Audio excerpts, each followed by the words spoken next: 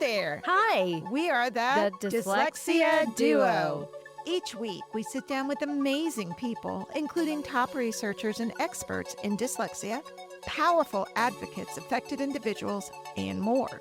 Together, we break down the myths, share real stories, highlight research and strategies to advise our listeners about this prevalent learning disability. Come join us.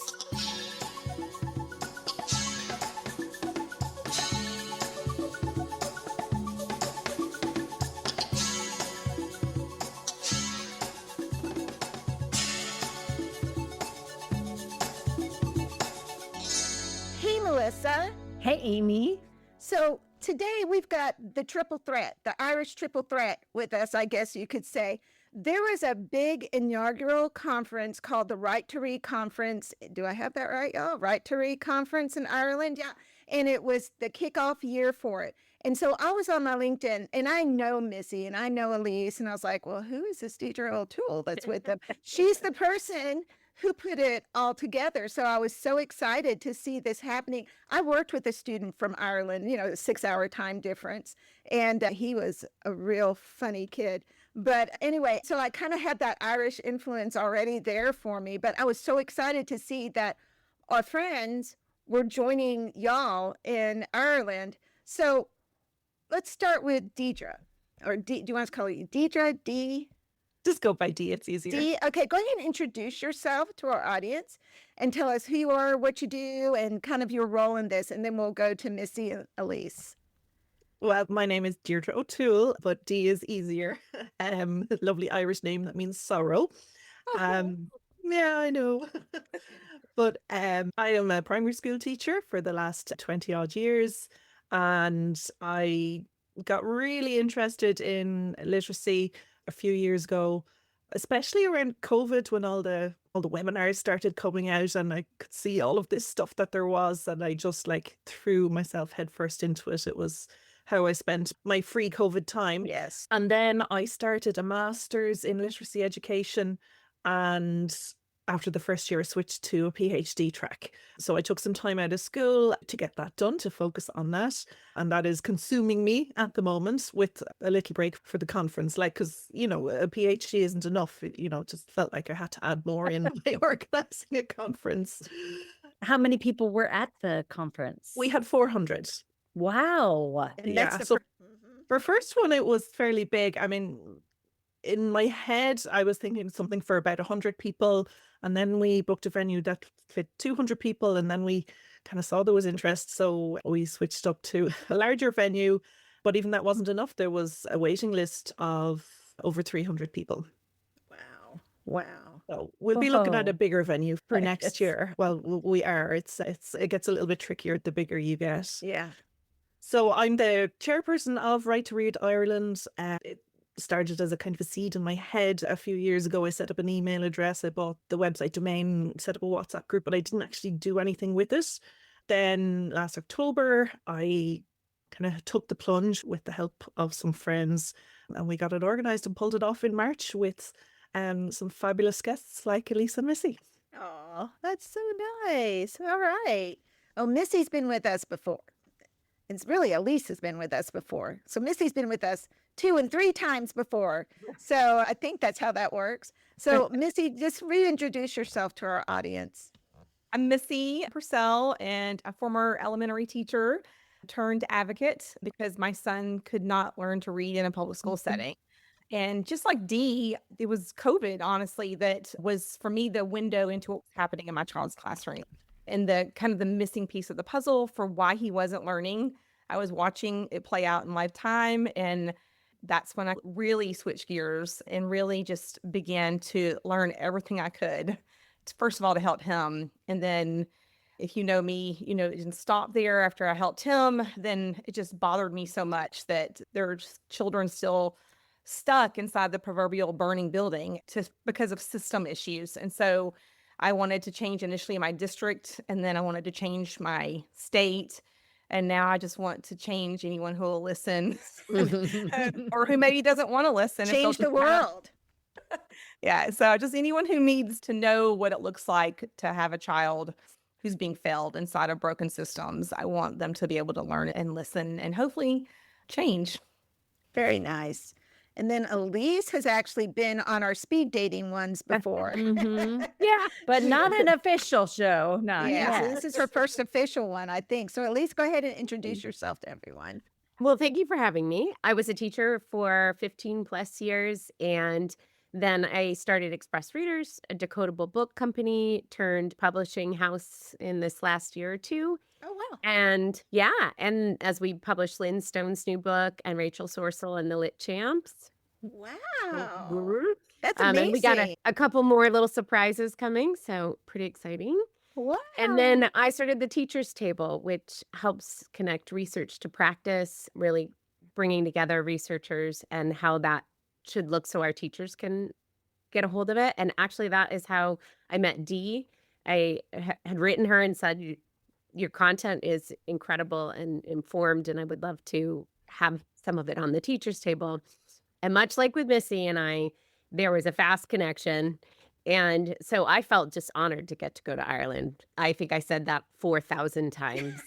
I was just excited to get to be a part of it. There was such an incredible energy. And to be very honest, I have never been to a conference that I enjoyed as much as I did. that. Oh, Absolutely. nice. You've been to a Cool. lot. I have been to a lot. Yeah. I agree 100%. It was Mhm. really special. What do and you feel like was the difference? It was a feeling about how excited the teachers were. They were really invested the entire time until it was done. I mean, most times, you get through part of a conference and you're like, all right, I think I I'm could kinda miss this done. one. They wanted to go to all of them, and they were upset they couldn't make it to multiples at one time. There were questions. There was a lot of smiling and hello and nodding of heads and wanting to really be involved in the learning. It wasn't about the networking necessarily that normally happens at those conferences. It was about really learning and connecting with people that shared the same values and mission and hope for the right to read for every kid, no matter That's the amazing. country. yeah. Or the checking off the list. That Mhm. Yeah. I got to be here, so I'm checking it Yeah. off my list. No, to me, it felt like a homecoming. And I've never been to Ireland.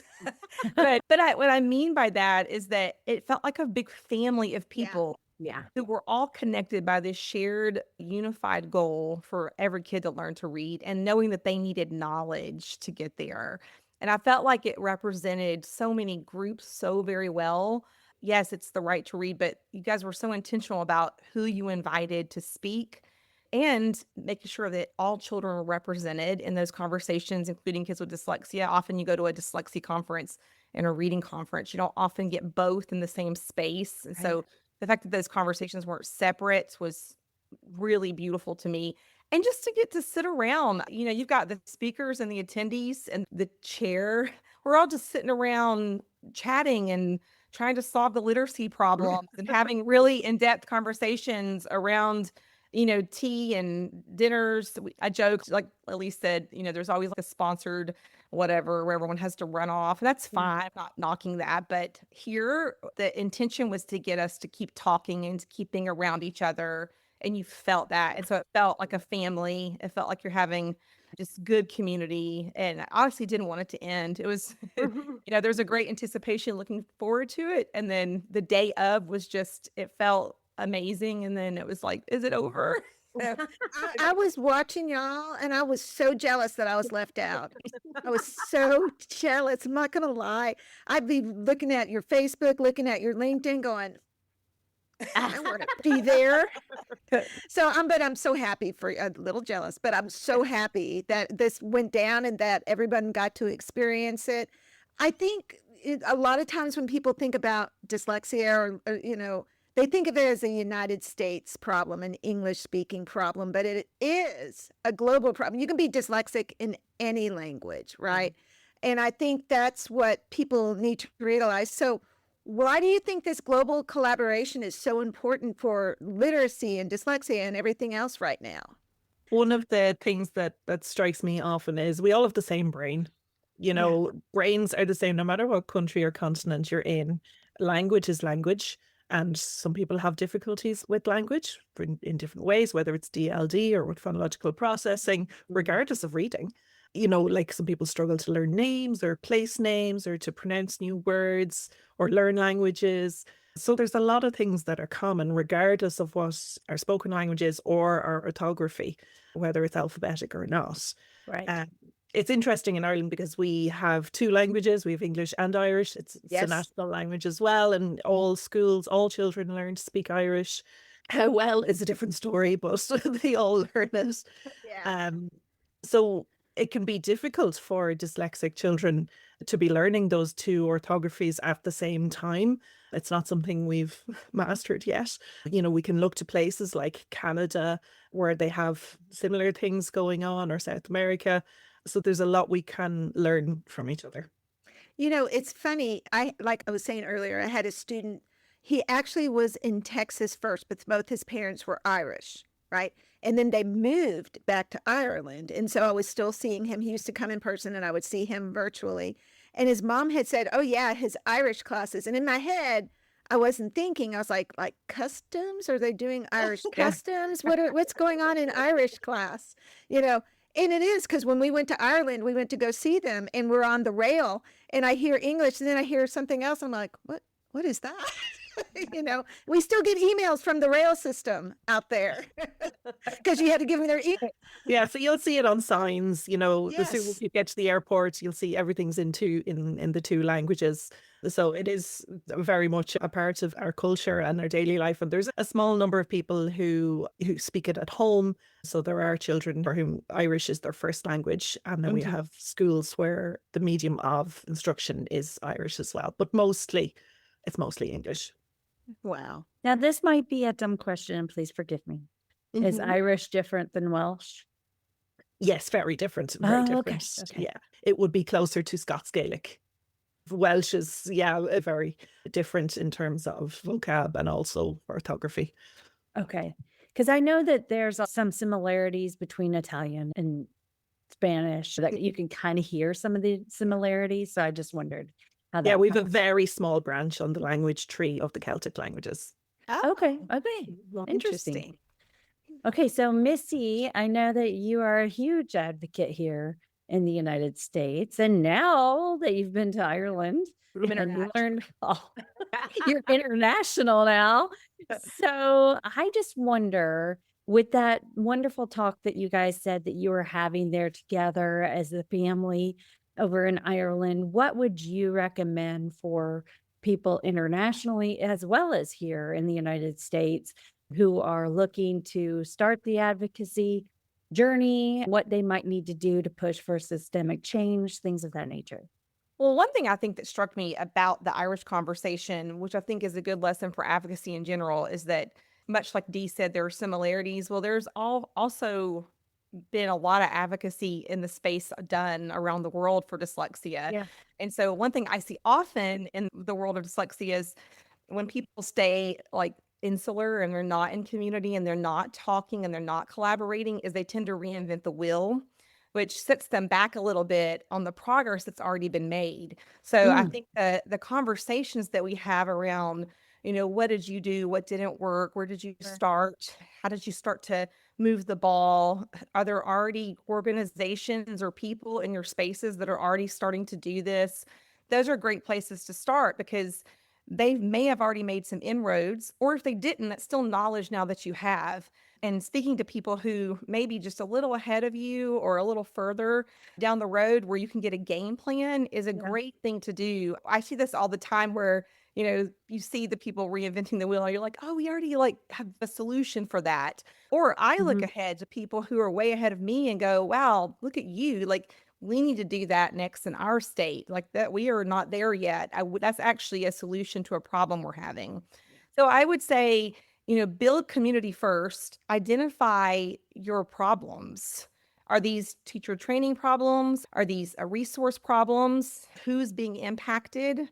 And then when you have your problems and then who's being impacted, then you can get really strategic about what you're going to do with those. Who are the people now that you need to go talk to? Who can do something about your problem? And then how do you tell your story we've learned a lot about telling our stories here in the States, but you guys, it was evident you're already doing it. I was so fortunate to meet a wonderful group of parents. I think I get a little teary-eyed here. It was just really beautiful the night before. Did a filming of Left Behind, and I think I was sitting by Elise eating candy and crying at the same time, and which I'm kind of doing now. But there was a parent there and some kids who are advocating. You know what they're doing? They're telling their stories. Yes. People need to hear the stories of impact. That moves the wheel. That's one of the things we did both in my district and my state, but it's effective because you see how the lack of training or the lack of resources or the lack of systemic supports are impacting the people in your places. So that might have been a lengthy answer, but I think that it's really important to get a lay of the land and then figure out who needs to be part of that and then begin to build those stories and get to the people who can help you make the changes. Absolutely. Elise, I don't know actually where you're located. So, I'm in Los Angeles. okay. So you guys noticing similar things out there that you've got a lot We're of, way behind. Los oh, Angeles, California in general is way behind. We just You've got our got Newsom out there who's dyslexic. What? I know. Well, he didn't really start coming out with all of his support behind the dyslexia initiatives and the screener and everything. And I actually think everything that has happened, as concerning as it is in the public eye, Right. it has pushed him to be more vocal about it. That's what I was wondering about that too. I Mhm. was wondering about it because I remember watching The Big Picture, the documentary The Big Picture, and he was in it, right? Because I Yeah. was like, yowza, he's cute. And my husband edits this and he goes, really? Come on now. And, I get and that. he'll cut it out or leave it in. I don't know which one. But I remember thinking, okay, is he still governor? And then I looked at it later and like, he's still governor. And Yeah. I'm hearing that California is so far behind. And then with the recent comment, I'm like, okay, maybe this is going to be the push that he needs to make some changes. Mhm. You know what's interesting, and I think Ireland brought a lot of this into perspective for me, is that as much as we want to think that all educators, all parents, everybody is pushing for all kids to have access to literacy in general and do everything that's right by kids who need our help or our support or more from us. It's not the case. There's a lot of corporate involvement. There's a Yeah. lot of money making. There's a lot of people, in California specifically. One of the reasons that we got hung up is the teachers union stepped in and said, we don't want any more work for our teachers. To me, that just hurt left, right, and center. And I'm a teacher and I've been a teacher here in California, and I couldn't disagree with that more for many reasons. But what Ireland did was I ended up having conversations with people about their desire to help X, Y, and Z child in their class or their children. And it really didn't matter to me where in the world we were. It was seeing this line of, we need to find the people, and you need to work with the people who have that same feeling that kids come first. Right. Whatever their need is comes first. And so I got kind of chills when I said it, but I think being in Ireland was such a conversation for me with all of these different people from all over the world. And, we had Australia, we had, I don't know if we had New Zealand, but we had all kinds of people from just talking about what kids needed. It didn't matter, those lines. California, Georgia, as Missy and I talk about it, and now Ireland, Yeah. So y'all's feeling is that Ireland was ready for this shift, for this change. Oh yeah. So Dee would know. Yeah. She's shaking her head. Yeah. Yeah, absolutely. The teachers are ready. Well, what you may or may not know is that Ireland scores really high in the international assessments like PISA and Pearls.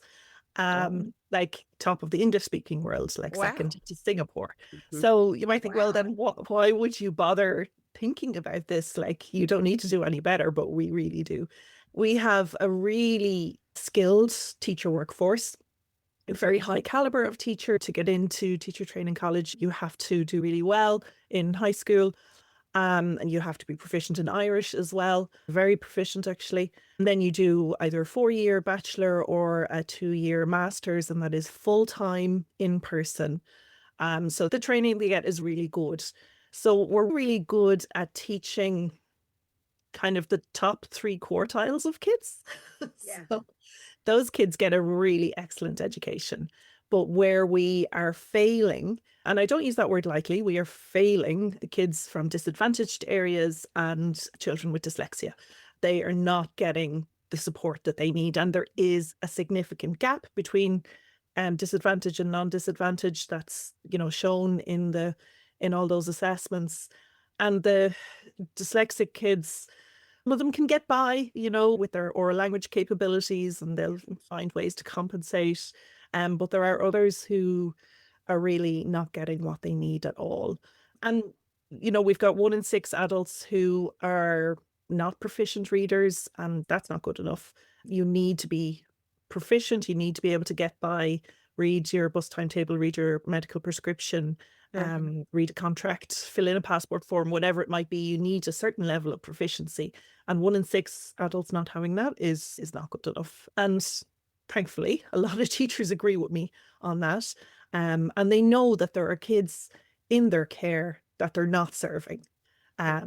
So now, as opposed to before, where it would have been like, oh, well, look, what can you do? We're not going to be able to help those kids. It's their fault, or their environment.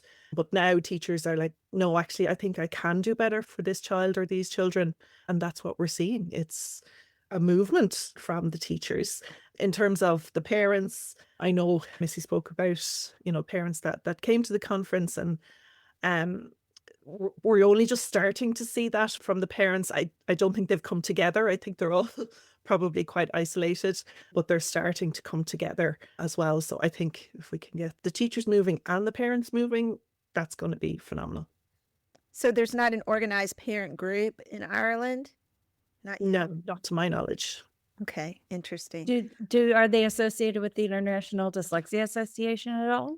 Yeah, so we have Dyslexia Association of Ireland, which are a fantastic organisation. They're a registered charity, but a lot of their work is around assessment, because we have very few public pathways to get assessed for dyslexia. So they're spending a lot of time on that. And they're also involved in a lot of the policy stuff, like trying to get extra time in exams for dyslexic children. So they're not as involved with the parents as such. Wow. Interesting. So, okay, I'm kind of veering off script a little bit. I want to know, so I'm assuming Dee presented. Did all 3 of y'all present at the conference? I actually didn't. Yes, we did. So you just organized and you watched it? Well, You organized and you watched it. Let me take that just out of there. And I will say, it wasn't just me that organized it. There was a team of 9 of us. It was my baby. I wouldn't have been able to do it without my team. They were amazing. But no, I felt like I didn't have the capacity to present. I have presented at conferences, but I felt like my focus here needed to be just getting the whole thing running. I presented a panel discussion, but I really didn't do a very good job of it because I was so preoccupied. I understand. I get that. To give them a little credit really quick, though, they were so calm and cool. And it was, I don't know if there was drama behind the scenes or chaos, but from our vantage point, it was just such a smoothly run conference. And she did do some excellent introductions to some lovely keynotes that I was privileged to sit in here. And she was an excellent host. She actually picks me up from the airport. And, so she found time to take care of the people and make it run smoothly. So she could speak probably just about any other time, but she was busy, I think, running a magic show of making this happen, because it needs to be stated that they didn't begin the prep for this until it was like, they did this for them like 5 months. This was originally, I thought of at the Reading League in Chicago 5 months prior. So within 5 months, they booked it, planned it, executed it, and then sold out in 90 minutes. Oh my gosh. Oh my gosh. Yeah, it was like Taylor Swift. Yeah, it was Taylor Swift. You're right. Oh my gosh. So Missy and Elise presented. Did I see Lynn Stone? Because you said Lynn Stone earlier. Lynn Stone presented too. Did Pamela Snowden? Did she present? She did they had, Mm-hmm. they had Devin Kearns and Molly Ness. And I mean, there were so many incredible, Holly Lane. Thank you. And a whole host of lovely Irish rock stars as well. Mhm. who are doing incredible work in So Ireland. tell me who these Irish rock stars are. I need to start Oh. listening for names. Yeah. Oh, I can definitely tell you. I think we had 36 presentations plus the Wow. keynote. So we had like six lots of six or something like that. So Pamela Snow was our keynote and she was just fabulous, absolutely fabulous. And I had to introduce her and I did not sleep the night before because of it. It was, yeah. Slated. It was amazing. So never mind actually presenting myself. So we had her and Lynn Stone from Australia, and shout out to Lynn because this wouldn't have happened without her. It was her idea, really. She was like, I'm going to come to Ireland. Maybe we should get some other people to come as well. She'd been to Ireland a few times. She's like a little rock star to Irish teachers. So I said, okay, let's do it, thinking we might get one or two more people. But we had those two from Australia. Then from the US, we had Missy and Elise. We had Molly Ness, Devon Kearns, Holly Lane, Yvette Mans. I'm going to forget someone in this. I know. Heidi Beverin Curry. And then from Ireland, we had a huge range. We really wanted to have different organizations represented. So like we had Dyslexia Ireland, we invited our departmental inspectorate, we invited our psychology service. So we extended invites to a lot of these different people. And we really wanted to have a variety of topics as well. Like Missy said, it wasn't, just a kind of a one track thing. So we had, dyslexia, we had phonics and phonological awareness, we had language comprehension, we had kind of research stuff as well. It was very practitioner focused, but if you were into the research, there was also a kind of a path you could take for the day on that as well. So in Ireland, we had people like Trasa Bow, who taught in LA for 5 years, but is back in Ireland. And she's like a kind of like a little superstar in Ireland. She does a lot of work on picture books and morphology. So that TreasaBowe, Trasa Bow. Okay. Okay. Some of my other colleagues, Jennifer O'Sullivan, who's a lecturer, and Clara Fiorentini, who's also a lecturer. They both work in initial teacher education. We do a good bit of work together. We had Donald Ewing from Dyslexia Ireland, who is making great strides for change for dyslexics. We had another lady called Mary Morn. Yeah. She's a tutor. She got Orton Gillingham training many years ago, decades ago, when nobody had heard of it in Ireland. And still, really, people don't really know Orton Gillingham in Ireland. But she happened to get training in it. And she has been working with dyslexic kids ever since, mostly older children who've really been failed in the primary school. So she is in such demand for her tutoring that she created a program that parents could do at home instead, because she just could not, keep up. So she created this program called Decode. It's DCODE, and it's really popular. Even though she created it for parents, it's really popular for tier 2 intervention in schools. So her session was full. It was standing only, and she's, very quietly making a lot of great change as well. That's amazing. So I had a question for Elise too regarding when you went to the conference. Did you take some of your decodable books and show them off? Dee actually kind of supported me to a publisher out there. I had no plans. And so I worked with ABC School Supplies. They are now publishing our books over there. And we had to do a lot of work to change them. Not a crazy amount, but small differences I had never thought of. They don't capitalize titles. So only the first letter is capital. There's certain words that are pronounced differently there. So they are not something that you would need to teach as irregular or not decodable yet. And so it was really exciting because they came out when I got there. They had just been published. So it was very neat and a really cool experience to see that over there. And every attendee got a bug plushie. Yes, they did. Wow. It's almost It like a was- birthday for your books overnight. It was so fun. It's not like a huge financial decision for me to be over there. It was more just really exciting to think of it being in classrooms with other kids. And Yeah. I know that the stories are things that kids love, Mhm. and it doesn't change whether it's Ireland or the States. Right. And so it's just fun to think of all the kids that'll have them in their hands. Did you have any response to those books when you were sharing them with the people there at the conference? Well, so I didn't really Yes. share them. Yes. But when I talk about decodable books or how to use them, it's really about like how to draw the line between phonics and actual reading. And I tend to use a lot of other people's books because I think it doesn't matter as long as you're finding high quality books. It has become a topic and it is a product, but it's not just based on mine. But it was fun to stand at the booth and see teachers be excited about the books. Yay. I will say I have a little boy that I work with who loves your books, and he holds the little fly thing that you gave us, and he Bug, holds it yeah, and bug. he reads it, yeah, with the guy. So I love that. How does it There's hers. Yeah, that's I've got mine. yeah, that's what I was looking at him. And I was like, oh yeah, he holds them. Okay, so what about this conference surprised you or surprised attendees? I want to hear the big aha surprise moments all of y'all derived from this. I'll go. I had a moment that we did a panel discussion just on dyslexia, and it was really focused on addressing some of the obstacles that they're facing in Ireland.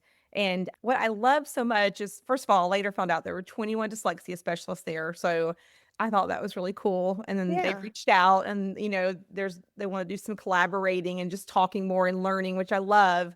But more importantly, they don't have a lot of the legislation change yet in Ireland to force or enact or to spur a systematic change.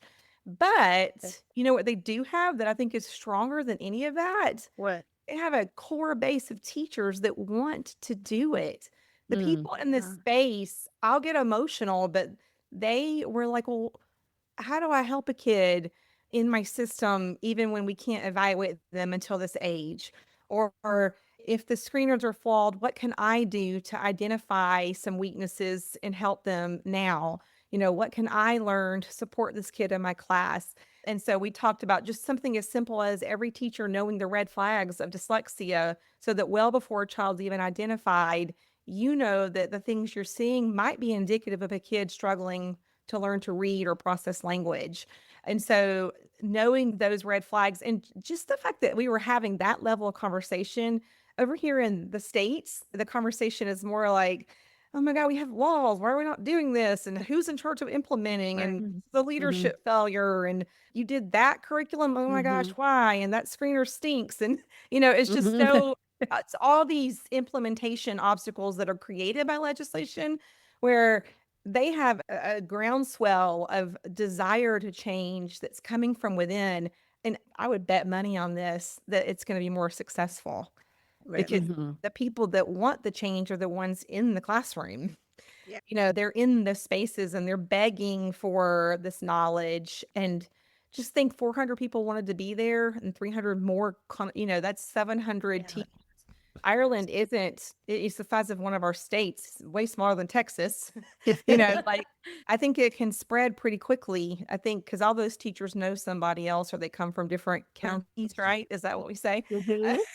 And so they take that back and the advocacy can spread from teachers and they want to hear from parents. In the breakout, one of the things that was said was listen to parents.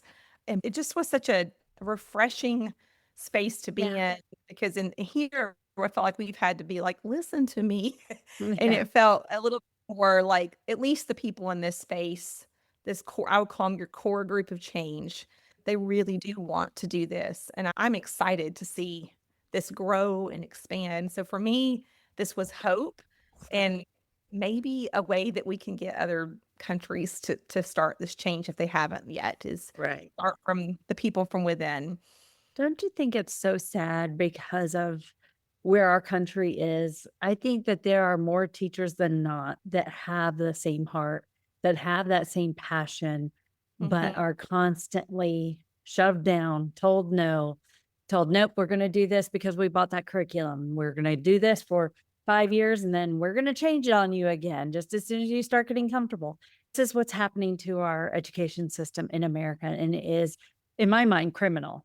I don't think that they are ever putting the kids' needs first. And that is heartbreaking to me. And then I think about our teachers, and I know so many of them, and I know where their heart is, and I know they want to do the right thing. Yes. Well, They looking just at it can't. from the outside, I can really see that, with the kind of legislation changes and then the mandated curricula, it puts a lot of pressure on teachers, and especially if they haven't been in the job that long, their pay isn't so great. Mhm. And then there's all the pressure from all these assessments, and you have to have your data. It's a lot of pressure on teachers. Now, there's pressure on teachers in Ireland in different ways, Mhm. but we have a huge amount of autonomy. So we don't have mandated, like even synthetic phonics isn't mandated. We don't have certain programs or curricula that are required to be covered. So, I mean, autonomy can be a good thing or a bad thing. Right. Mhm. But luckily, we're doing okay with it. But we need to use it to our advantage. And sometimes, when you're told you have to do something, you get a resistance, which is understandable when you're already under pressure. So we have to be careful. Mhm. I think that the amazing part and the kind of eye-opening piece of being in Ireland is understanding that without all of these laws and rules, they're already doing better than a lot of Yeah. us. And part of that is there was just a real hunger for knowledge. It wasn't about a program, it wasn't about this one product you could buy. It was about knowing and having teachers that knew and continuing to learn because we're going to see all these pushes with the mandates where everybody in the state has to get trained or have X amount of hours and then it stops. And Mhm. then what? We do this all again. We go through the Mhm. problems all over again. We're seeing it in Mississippi where there's been a dip. It's because they put everything into training all these teachers. And then now what? How do we Mhm. Right. continue this conversation? But watching these teachers in Ireland, it really had to come from within to be excited about the learning and to know that a knowledgeable teacher is going to be the number one driver of success in those classrooms. Wow. And I think, this change was happening online, really beaten for the last number of years. But the conference was, I suppose, a very visible representation of that happening in person. So webinars are really popular. I do a lot of webinars for teachers, and it will always be several hundred teachers on the webinar in the evening time and giving up their own time. Right. Sometimes it could be even 1,000 teachers on a webinar. So we have local education centres that are facilitating those, and they're free for teachers. Oh. And there is just such huge demand for them and hunger for that continuous professional learning. It's all well and good to train your teachers well in college, but it has to be continued Yep. beyond that. And we have to remember as well that if you trained 20 years ago, things have changed in that time. Right. We know more. So you do have to continue. And we definitely see that online. So it's really wonderful to see that happening in person now. Right. I agree with that. And continued with purpose too, because if you just continue in education for just because they're checking it off the box, doesn't mean that's meaningful to the educator and or to the system. And now, a word from our sponsor. Hey, Melissa. Hey, Amy. So let's talk about who we met at IDA, Tumbleweed. Oh, I love Tumbleweed's decodable books, and they're for striving readers in grades 2 through 6. My favorite thing about them, in addition to the storylines, is the inclusion of comprehension, spelling, and vocabulary activities. Yes, and there's no guessing because they took out the visual distractions. They still have illustrations, but not right next to the print. And Tumbleweed is easy to implement with any core or intervention program. Their teacher guides are jam-packed with multimodal approaches. Check them out at tumbleweedpublishing.com. Hi, this is Aimee Rodenroth, and as part of the Dyslexia Duo podcast team and owner of Discovery Dyslexia Services, I want to talk to you about my business. Our COUT-trained team offers expert virtual or in-person therapy located in Prosper, Texas, using proven dyslexia curricula like Take Flight, Build, MTA, Alphabetic Phonics, and Reading by Design. We also provide crucial independent evaluations and advocacy services. Don't wait. Empower your child today. Visit www.discoveread.com to learn more. That again is www.dyscoveread.com. Discoveread, covering all your dyslexia needs. Let's return to the show. I have to say, though, that Ireland was you did such a brilliant job. And one of the reasons was not only did they pull in a lot of really incredible speakers and they kind of helped people plan their days, they did 1 hour sessions. And I have to say, that was really smart. And I hope I'm saying that with you considering it this next year. No pressure. I know, sorry. Part of it was that the learning was short enough that you got into the topic, you got what you could from it, because there's only so much you can get in one session, and then you become tired, your brain becomes overdone. So you really walked away with these pieces you could leave with tomorrow. Right. I thought it was brilliant the way that it was done, and the people they brought in. It was all these different sources, and it was all these pieces that would have an effect on your classroom or your culture in a school right away. That was really important to me, to have that practitioner focus. And having been to Plain Talk and Reading League in the US, that was something that I recognized that the teachers in Ireland were lacking and really needed. Like, there are lots of conferences that you can go to that will be research based, where you have your traditional like paper presentations, but there's a lot of teachers who have no interest in that. They want somebody else to look at the research and then translate it into classroom practice for them. You know, that is that bridge, and that's what was needed. And very obviously cool. the teachers responded. Yeah. That's great. So I actually have a question that is it's not totally off script. It's related. So when I taught in a school district, and I retired at the same time that Melissa did, I just do a little different stuff now. We have predominantly in Texas, it's English, and our second language is Spanish, because, you know, we're right there up against Mexico, right? And when we'd have kids come through for evaluation, if they're L1, their first language is Spanish, we would test them in Spanish. And then if they spoke English, we would test them in English. And if the stars aligned and everything looked right, we'd identify them with dyslexia. And we'd start remediation in Spanish first using a curricula called Esperanza, that's written by the great Dr. Elsa, right? And then after a year of Spanish curricula, they would start something like MTA, Take Flight, Alphabetic Phonics, something, because Spanish informed their English development. Is that the same thing that you see with Irish to English, or is it not? Is it less transparent, more transparent? What's your thoughts? It's got similar transparency, but it's very different because it's from a different branch of the tree. So Yeah. Spanish and English do have some links, but there's very little between English and Irish. So it's quite a different orthography. And to be honest, for me, learning Irish, I learned it as a whole language. That's the way I learned to read and write in Irish. That's still quite predominant. We haven't made the transition yet to more of an evidence-based approach. And the knowledge is there, but it hasn't come into practice yet because it's small. We don't have that many people researching it. Right. It's a minority language, so there just isn't as much out there, or it's not as accessible. So it might be, you know, in a book on a dusty shelf in a library, but it's not out there. One of the things I'm obsessed with at the moment is etymology and trying to see links between words in English and Irish, or other languages and Irish as well. But it's really hard to find. So is it? Yeah, you're kind of making these spurious assumptions, and then you find out, oh no, actually they're not linked at all. So the recent one was to run amok, you know, like in Hocus Pocus, you know, Amok, right. And in my head, I thought, oh, maybe that's related to the Irish word amok, which means outside. Oh. And I was like, oh, you know, run around outside.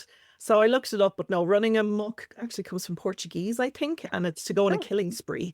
So, Okay. so I just totally invented that. So I think in my generation, we won't find all this Irish etymology, unfortunately, but maybe someday. And my other question, because I wrote it down real fast while y'all were talking, I've done dyslexia for years, but now I'm kind of obsessed with dysgraphia. What's the thought about dysgraphia in Ireland, or has it not gotten to that point quite yet? No, we're not quite there yet Okay. either. And the same with dyscalculia, we're not Yeah. quite there yet. Yeah, they're very much kind of intertwined. There's not a lot to the fore anyway, and I Yeah. don't think there's much research going on it either. Okay, well, I was curious about that, That's but kind of thank you. similar to the States, if I'm gonna be real honest. I think it's very Yeah. hard to be identified as dysgraphic or Well, have it's in our handbook. it is in ours too, but you would think that you're talking about the Loch Ness monster or something like something they've never seen. And we do not have any standard approaches to supporting students with either dysgraphia or dyscalculia. None. There are no The standards. dyscalculia, we had Marilyn Zecker on a while back, and she does multisensory math. And she even said that it's really hard to find an assessment to assess for dyscalculia. And I get that. But there's more and more assessments now coming out for dysgraphia. And in fact, I'm getting ready to be trained in a dysgraphia curricula on May 1st, right? That complements the curricula that we use right now. So I'm kind of obsessed with dysgraphia, because I think we need to talk. what? I think we need to talk. I think this is a moment of I don't know something and you do. So I'm going to Well, model we'll what see I what think. I know. Yeah. But yeah. I was going to say back to the Irish English thing, the little girl, I think it was Evelyn that got up on the night before for Left Behind. She had made a poster to express her experiences with dyslexia inside of the school system. And it was 2 posters that I saw, but one of them says, Irish makes me panic. And the other one says, Irish makes me anxious. So I would imagine that a kid here would say the same thing about a second language, but it was very real. This child has clearly been severely under supported in the school. Now, her mother is like an Irish powerhouse. I felt like I was just so excited to meet her and a few others who are trying to elevate their stories, but it was very raw and hard to sit there because it feels so familiar. And you realize it hurts kids in every country, no matter what. It's the pain is the same. And so we've got to do better by either unlocking a better way for kids to do that or creating better pathways to do something else. Right. So even in America, we don't have a standard way. Our district allows you to take something else. But then if you want to go outside of the state to go to college, you might be at a disadvantage. You might not get accepted because you didn't take your language Yeah. high schools. I've heard that too, because we can do in most districts or allow our dyslexic students to do ASL, American Sign Language, right? Because it's multisensory. But here's the thing I don't think people realize. You still have to spell in ASL. It's not all just single signs. Some words you have to spell out, and that can be, that can be tough. I think taking something like Latin or Spanish, because it's more transparent, makes more sense. And if you I think we need to be all teaching Latin. Right. I agree. I agree. I agree. Because if you've had remediation, I feel like that would be like the next level, of support for a student, because now you understand word parts and where they come from and build those multisyllabic words. I know preaching to the choir, but all that academic language they need for secondary. you'll be supporting their content area as well. I encouraged my son to take Latin instead of Spanish in high school, and it was all online, and it was horrible. He did not learn a thing from it. And I was thinking, well, he's smart. So it's not like he was just totally zoned out and, not trying, but he just could not learn online at all. And I think this is where the challenge lies. Again, going back to the States, the challenge lies is, okay, why don't you offer Latin in the high school? You make everybody take a foreign language, but why don't you offer it where somebody could sit in a class and talk to you, show you how words look, break them down morphologically? Why not do that? They're just making things harder. It needs to be just a staple that we understand roots and origins in like at least 3rd through 5th grade at start, because it is such a part of all the language that we do. And when we're learning about even our struggling adolescent readers, we're really starting to understand that morphology is the way that it looks very different. You're not going to go back to A spells a with a child who is 11, 12, 13, 14, we have to move faster than that. And those roots and those bases and the understanding of how words are put together is really so important. Well, and I appreciate that they changed the definition and included morphology in the IDA definition. Yeah. Yeah. One of our committee, her name is Eileen, and she is a secondary school teacher. She teaches science. And she's dyslexic herself. You won't find many dyslexic primary school or elementary school teachers because of that Irish requirement. Yeah. Now that is changing, but it's still uncommon for an elementary teacher to be dyslexic. But Eileen, her kids are dyslexic as well, but she's done a lot of work with her own kids. They're severely dyslexic. And she was reaching out to our local education centres, asking them, you know, are you doing anything on morphology? Could you do something on morphology for science teachers? Like, she saw Yeah, that's how smart. beneficial this could be. And so she started just learning herself. She did some Lynn Stone's courses. She just was, you know, self-teaching, and she's implementing it now in her own science classroom, but also she works one-on-one with children who are dyslexic as well. And I said to her, I says, well, now you can start delivering those webinars, you know, that you were looking for before. So she's a wonderful example of someone who just saw that need herself and just went out and went after it herself, and now has the potential to share that with so many other people. She's been on a wonderful journey, and she presented at the conference as well. And a lot of people said it was, you know, their standout moment to hear her perspective. Wow. Love That's it. incredible. So, Elise, I had a question for you too. As far as if you think about in classrooms, how can we as advocates for dyslexia, and Missy could speak to this too, Deirdre, of course, but what can we do to better support teachers to get them the information they need? How can we provide the support to professionally lift them up? Try to bridge that gap where they don't feel like, oh my gosh, there's another lady telling me what I got to do. What can we do to help them? I think Missy actually probably would be able to speak to this really well. One of the reasons is I think our parent communities have a lot to do with that, because how we treat teachers goes a long way. I personally know some parents who immediately go right at teachers. And I think, you know, these people, a majority of them are putting their heart and soul and effort into what they're doing. And so we want to support them being able to learn. How do we give them learning opportunities at their school? You know, if we're giving donations or we're doing the PTA drives, does it go towards that learning, and how do we support that? When we're asking questions about our kids, are we offering maybe to help a little? I would rather help than all the energy that goes towards the fight, because the fight just has to happen. As you know, I have a son with autism and phonological, you know, deficit. And so there's a lot going on there. And I would much rather step into the classroom for an hour or two a week and be supportive than to have to fight that same amount of time.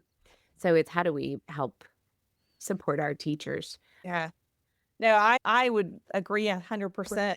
I always joke, advocate Missy, the version that was like fighting for her individual child against a big system, is different than the Missy that like now exists in spaces where I just like my child has been remediated, so I'm not trying to get him out of a burning building anymore. Right. But I now want to work with his teachers. And so it's just like Elise said. I mean, sometimes it's like, oh, you guys are doing classical roots this year. That's so amazing.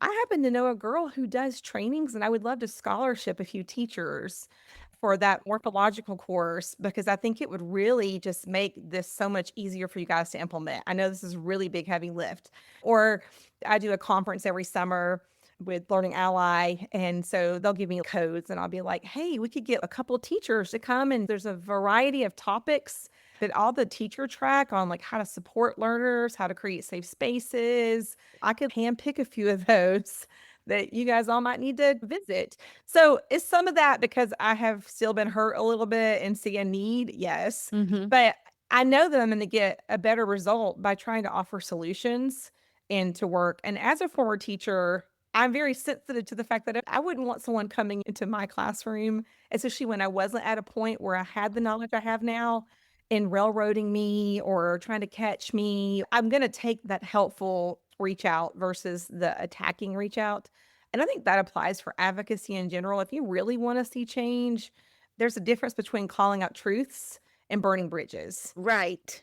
So we really have to be careful about finding effective ways to call out truths and push toward better futures and not burn bridges. Teachers are our greatest assets. If without teachers, we don't have a future generation of learners and future communities. So we have to invest in them. We have to honor and respect them.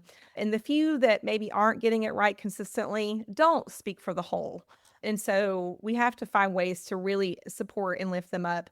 And we also have to know that they're not going to learn everything they need in the next 6 months, right? Right. That's why what, Dee is doing and this team in Ireland is so critically important, because it's this idea of I'm going to keep learning.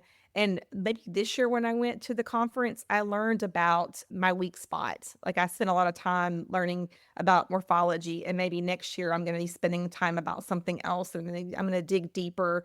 And maybe what happens here spurs them to attend a later webinar to get a deeper training that they didn't know they needed until they learned a little bit at a conference. So I just think that that's how we move the marker and we get them excited to keep going and giving them something.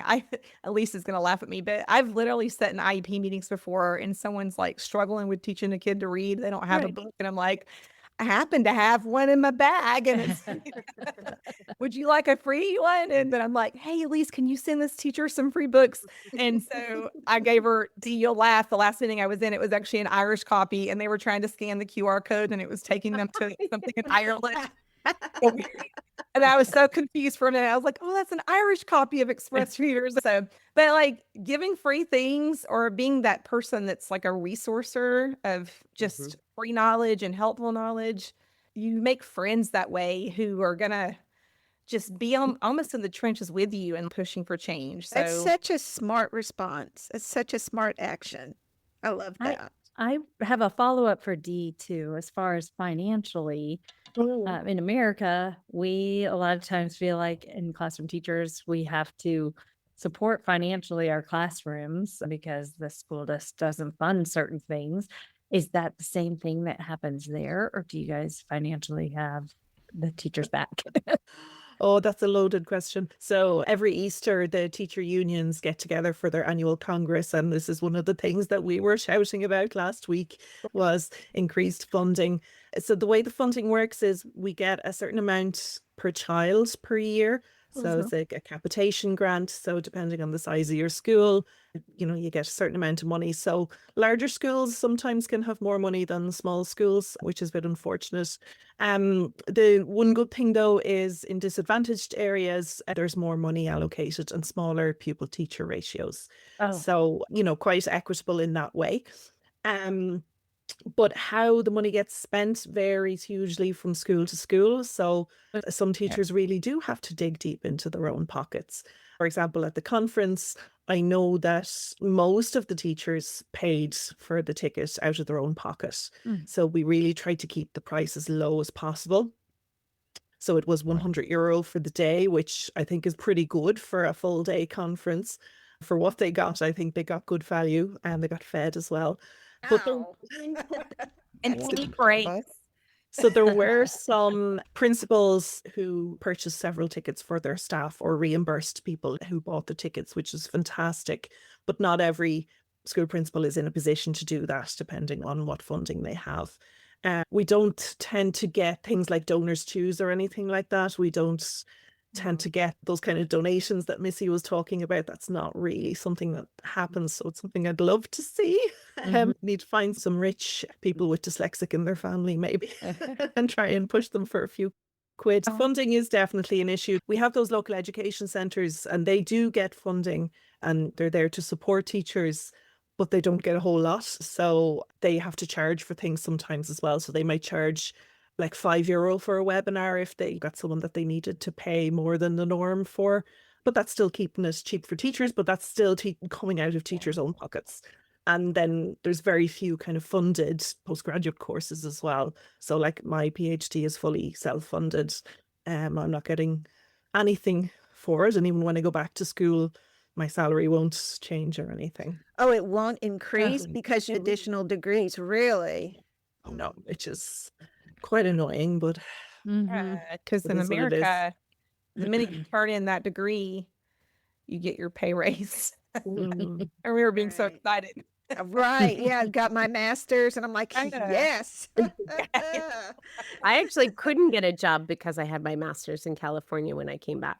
Oh. What? I was, Why? they told me, Costs too much. mhm, Oh, I mean, we know that, but mhm. Uh, So I Yeah. actually, yeah, I Oh my. couldn't get a job. So I ended up working in private school for a couple of years in California when I moved back because there wasn't a chance. I applied to like 45 school districts and all of them were like, sorry, we're not taking well, people with master's degrees. I didn't know they could say that, though. I thought, sorry, it's just not the right fit. Yeah. Yikes. Ow. quite concerning. Wow. Really fun. Well, and the thing I see, and I had been in a leadership position in a district, you want the well-seasoned teacher, you want the educated teacher, but at the same time, you do hear from upstairs, well, her salary, it looks like it would be this, and you've got this other candidate with a fewer years attached to her. You're like, that's not Yeah. who I wanted, though, Yeah. I get that. I've heard that before. So thinking ahead, next year, y'all, I know I've heard all the good things about this conference. What are you going to keep the same? What would you like to see change? I mean, of course, you're going to bring Elise and Missy back, but what? No what pressure, should- Dee. No pressure. You're going to bring the Dyslexia Duo with you. All the things. What would you like to see added to your conference? So, well, we're definitely increasing the numbers because we don't want people to be disappointed. Honestly, it was like the emails I was getting from people like would just pull at your heartstrings. It was awful. So increase the capacity. We have invited all of the people who spoke this year. We've invited them back because we're so very grateful that they believed in our cause. We didn't pay anybody to come and Right. speak. They all gave up their time for free. Now we fed them. We tried to look after them. We collected them Oh, from the you did a airport. Great job. We entertained them. But so we want to thank them for believing in us. So not sure who will come back. Some have said that they will. There is a condition with Elise and Missy, though, that if one comes, the other has to as well. So they can't come alone. So that's And I'm booking the tickets, the flight. There was a little flight debacle. There was, yeah. Okay, yeah. I'll make sure. Poor Elise was. Poor Elise. Yeah, she made it in the end. I So let's did. just say that. And Missy will be booking all travel in future. That's Yeah. funny. Not her husband, no. But yeah, so I think more the same. And that was the feedback we got from the attendees was who I saw was fantastic. But I also wanted to see these people and Do they didn't 2 get to, so days. please bring Can you them do a back. 2-day conference? I wouldn't like to ask people to speak twice. Yeah. I'm conscious of that.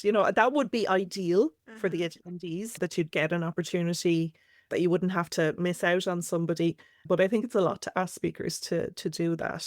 So He has a problem with it out here, honestly. I know, and as an attendee, I'm very grateful. Like, Anita Archer always does multiple sessions, and Yeah. that's just because you always need to see Anita. You Yeah, can't miss yeah. it. So maybe we should consider it. But I'd like to do more of the same. I would like to include more on the Irish language, so that pathway is there for those who need it, and also some more on high school or secondary school as well. And other than that, it's just trying to have a wide variety of things, and we're representing all the different bodies and perspectives, that we're not just a kind of a one-track mind, and nobody can accuse us of being only about phonics. Yeah, I love that. Love it. Okay, so where can each of our listeners go to learn more about each of your work? Well, for Right to Read, first of all, it's Right to Read Ireland, AE, and we're on Instagram as well. Me, I'm Playful Classroom on Instagram and Facebook, and you can find me on LinkedIn as well, Deirdre O'Toole. Okay, great. And Missy? You can find me on Instagram and Facebook as Miss Purcell Advocates. And you can also find me on LinkedIn as Missy Purcell. And I think I spend a little time on Twitter too, like probably the last person on Twitter, I think. You are. You're the I am. on there. Yeah. But there's still some good conversations. There's still small groups of good conversation going on. So there. And then I do blog from time to time. So you can just head over to misspurcell.com and I give away resources for free all the time to parents and teachers just to support them as they advocate for every kid's right to read. Nice. And Elise? I'm at Elise Lovejoy. It's nice on everything. I'm also at expressreaders.org and at theteacherstable.org. So kind of nice and simple. If you do want free resources, we do at Express Readers. We always have all kinds of things for free for teachers because it's needed. Yeah. That's so kind. Very, very generous. Very generous. All three of y'all generous with your time, being like a church time treasure talent, right? All of it. So, Well, I wondered if I could give any of you a taste of my Irish accent. oh no. Yeah. You- Amy Okay. hates this, but because she did pirate last time, not Irish. I was about to say mine comes out like Australian. It's wrong. She was like, okay, my Irish accent. I go, what? What is that? On the air, went out live. And I was like, oh my gosh, no. well, we had a British lady on here, adult in dyslexia, and she had a beautiful accent. So I decided I was going to try to speak like her. So now that we have an Irish person, I should bring out my Irish accent. And I think I should go. Okay, so this is the only phrase that I say, and it drives Brendan, my son, crazy. But I say, "Hi, laddie. How you doing, laddie?" You're more Jamaican. I got Jamaican there too. Oh no. Okay, well, I guess I got to work on that. I would Thanks. say that. Not as bad as Tom Cruise and Far and Away. We're still not over that. Yeah. When I worked in Boston, when I was teaching in Boston, we had so many Irish kids and it was a very hardcore community there. Mhm. And so we would get the list of names and it was always like, oh God, which one of these like 8-letter words really just says Bob or Yeah. Dade, you know? It was like, Instead, it's a very different orthography. I did notice that when I was in the airport, when I first landed, I was going through customs and I was probably texting you saying, I'm here, but I'm in customs. And there was a sign above me with all these directions. And one of them said photography. I mean, there were English words. And then below it, it was like 30 letters. And I was like, does that mean photography in Irish? Like, that's like quite a extra set of consonants there going on. I was really curious. So yes, but Did they like your accent, Missy? I don't know that anyone actually commented on my accent. I did make a comment about it in the Yeah, I remember that. because I thought it was basically 3 Irish panelists and then Jodie Snowden, who is not Irish but lives in Ireland. So she sounds Irish to us when she's here in America, but she's not Irish when you go to Ireland. She sounds very much like us, but with a little Irish accent or just little hat. Yeah. Kind of like me. Yeah, kind of, not really, but yeah.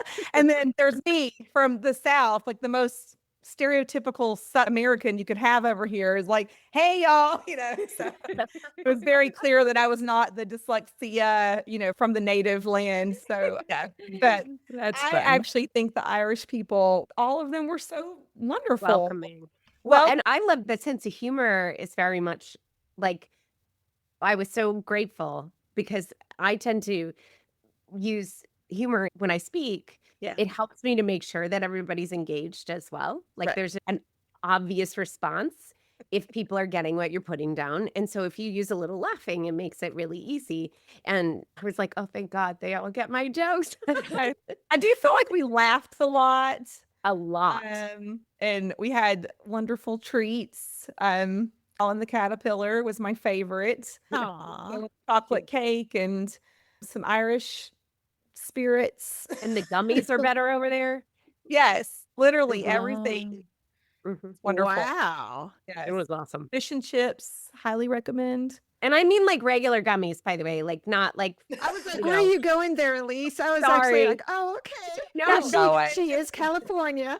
So was thinking too. I was like, and I'm not that kind of California.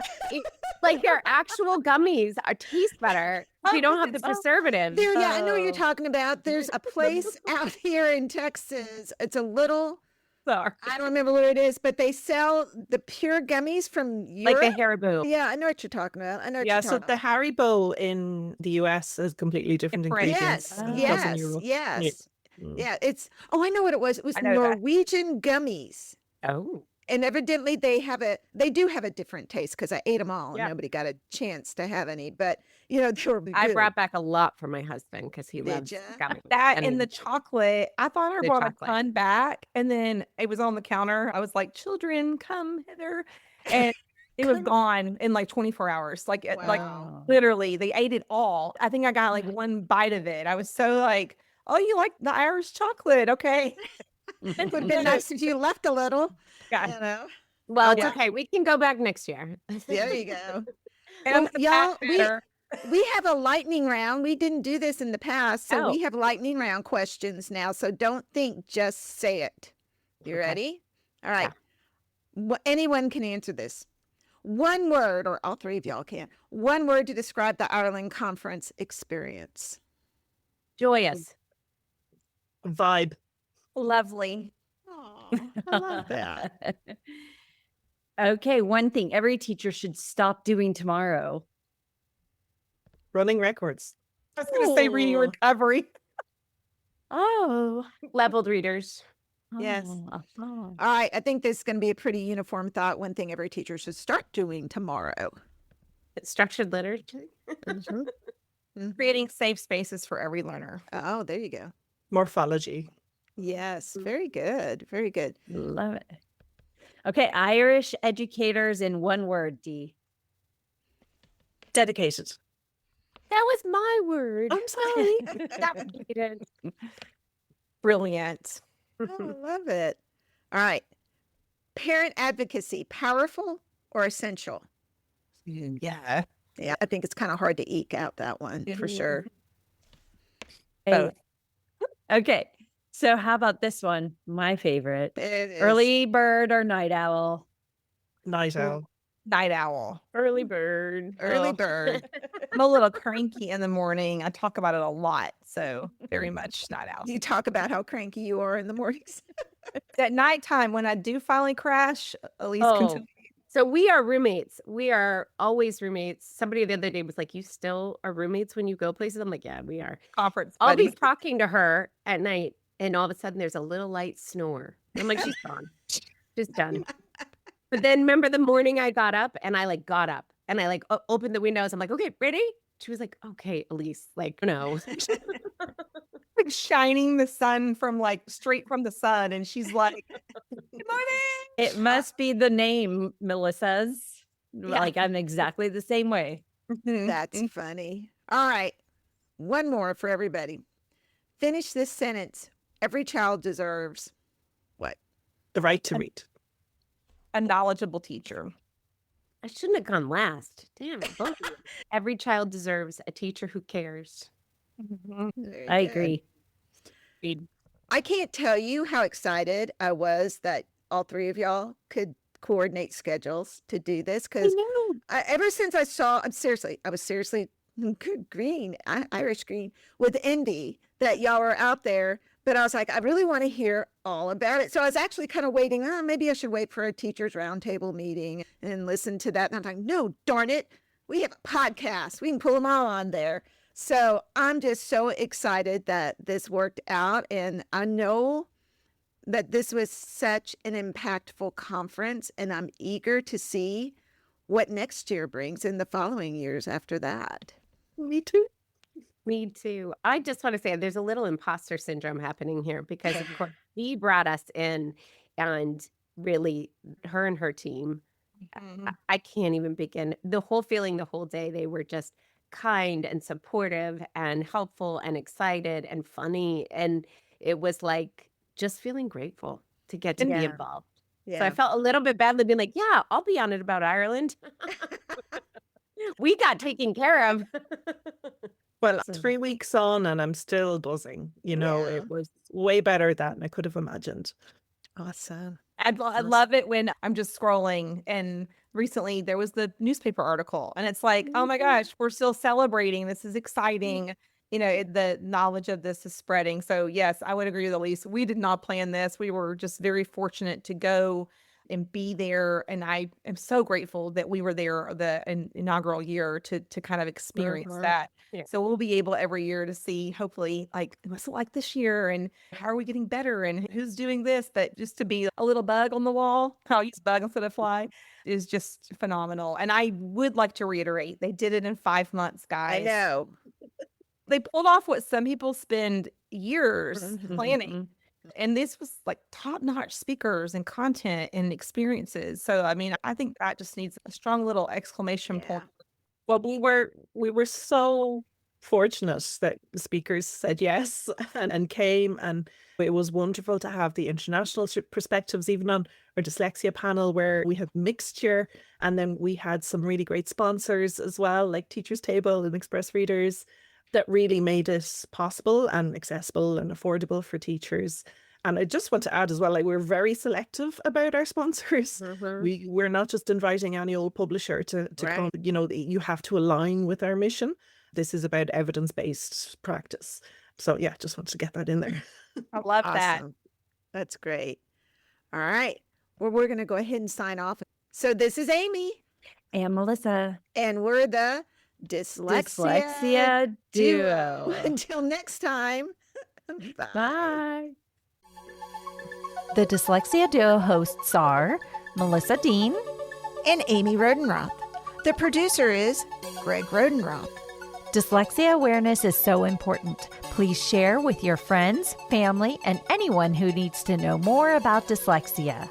Follow us on Facebook, Instagram, and X at The Dyslexia Duo. Thanks for listening.